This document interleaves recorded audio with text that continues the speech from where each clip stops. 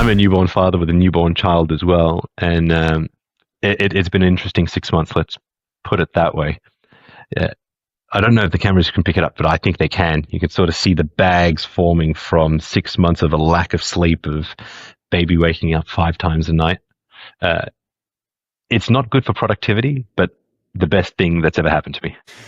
I don't know how longevity people look at babies actually, because sleep is such an important pillar. Well, I hear it's short term, but we'll give them a couple more years and see whether or not the sleep gets better, which hopefully it will. But I will say short term lack of sleep is probably not going to kill me, but long term happiness of having a child is probably going to make me want to live longer. It gives you an actual reason to want to be on this earth rather than just, hey, let's go on a holiday, or, oh, I want to buy this thing, or, hey, let's just make a whole bunch of money. Purpose is important.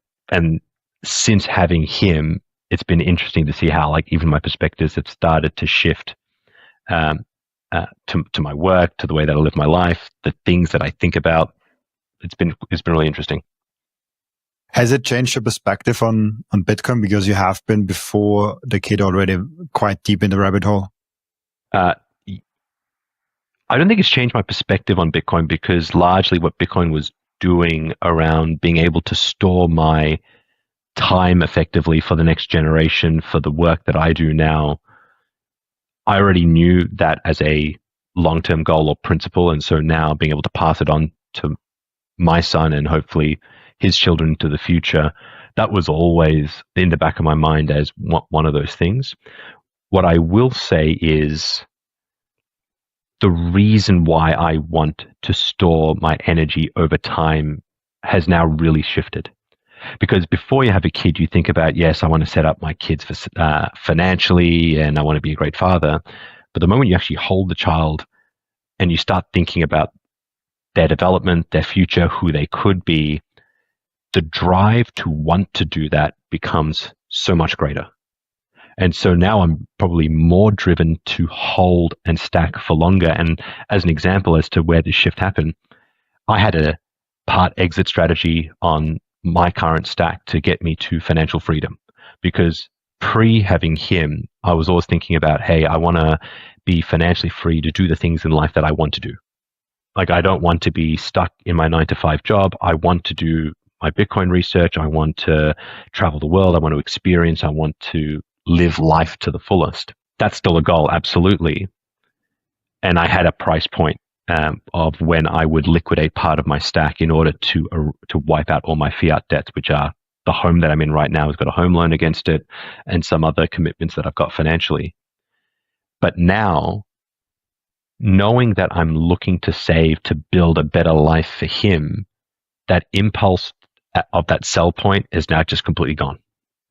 Like, that was probably a 2-year horizon for me on the current trajectory of Bitcoin, but now I'm like, no, let's hold off. I can wait to 2030 now. I can sacrifice a little bit longer in my day job to get that stack even higher in order to set him up even better, because all the things I want him to experience in life, I need to now wait longer. And I have near zero desire for my own personal wants in this life now. And I've got huge desire to make sure that I'm doing the best thing for him, which is actually extending my time horizon on when I'd start to access or draw down from that stack.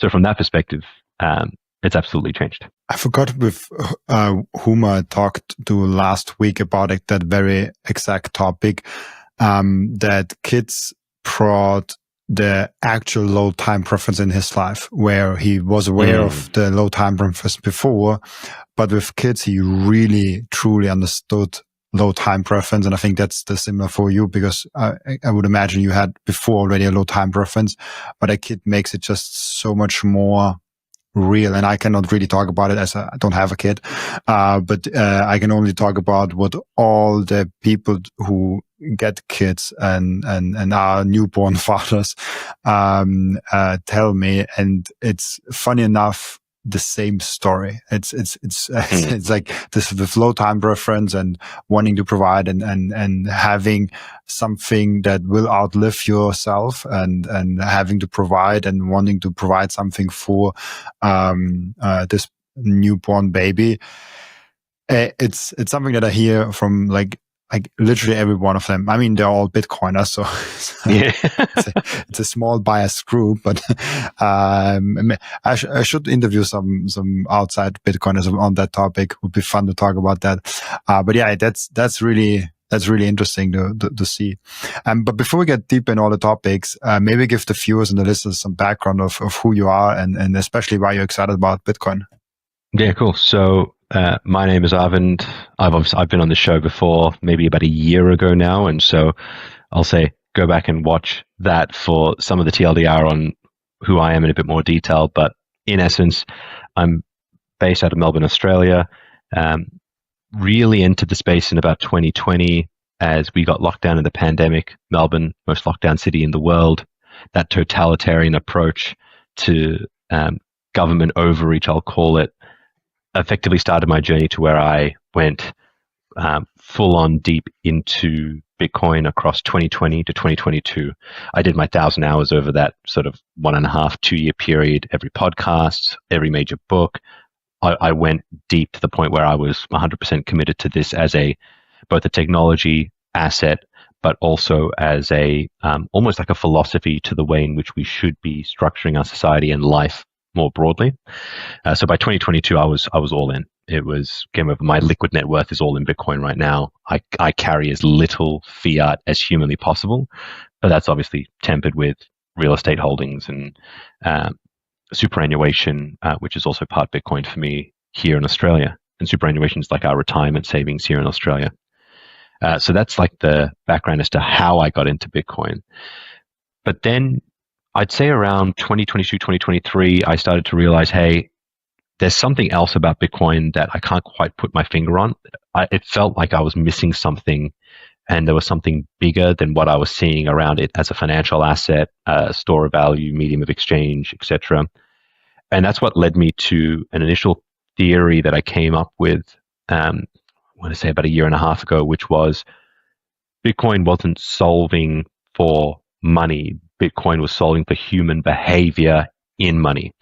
And I started to realize that all of the technical elements that made Bitcoin successful were ultimately trying to mitigate adverse human behaviors that were working against the intent of the monetary system that they were using, that ultimately led to all of the failures that we've seen through time. And Bitcoin returning to a hard money was the modern equivalent of gold for the digital era, controlling for a lot of this and acting as a far better form of money than gold, because it was tackling more of these human behaviors than gold ever could. And so I went down this is like my second rabbit hole. It was almost like a version 2.0 trying to go down that rabbit hole. And when we spoke about 1 year ago, I'd come up with the idea. I thought I'd landed it, and I was about to start building content off it and trying to make that my unique contribution to the Bitcoin space, because I'd done the hours, I'd figured it out. I thought I had something unique, and I thought, well, this could be my exit out of the fiat 9-to-5 system, really start to contribute meaningfully into the Bitcoin ecosystem on its adoption journey. And so I started, going on the podcast trails, yourself, Bram, Constant, the boys at Stack Finance, and a few others as well. But I quickly realized that my approach to it was very surface level. And I personally hate it when people are headline readers, headline repeaters that don't go into the detail but just think they know something when they haven't done the work. And I actually got a big dose of you haven't done the work when I was going through this initial journey of raising the idea, because the amount of conversations I had where even I couldn't justify it succinctly and get people to believe it showed that I hadn't created or done the research in order to provide the justification for my theory that it's solving for human behavior. And so after my little stint on a 3-month podcast and building content, I said, hey, let's pause. I'm not going to get to the bottom of this by building content to try and make money. I need to just stop that and now go eyeballs deep into research and come out the other side with something that is robust and something well tested that truly proves my point, and then from there start to build from it. And ultimately, that's where we are now. I'm about 4 or 5 months into that deep research journey, where I'll be ending it with a book hopefully being published some point late next year. And right now, eyeballs deep into academic level research into multiple areas to justify it. So that's sort of the journey and progression into where I am right now. That's amazing. And so late next year, so like it will be published in like about a year then. Yeah, I'm hoping so, and that's probably ambitious because this is the first book that I've written. I've written long form content, but not a book. I've done research before as a PhD candidate. I never completed that PhD, but as a PhD candidate, I had conducted research, so that part's a bit on the easy side. And using trusty Grok and Gemini to help build a project plan for writing a book and having it help structure the approach, it's saying that, yeah, by September, you would have a fully edited, ready to publish book ready to go. Whether or not I run into writer's block or some of these other things that I've heard about, that might delay it a little bit, but I'm going to try and hold myself accountable to get to that September timeframe of having it published on the shelves ready to go. Awesome. You can launch it on my next birthday in September. Very well. I'll send you a signed copy if it's published for your birthday. How about that? It's of September. Nice. All right, let me write that down.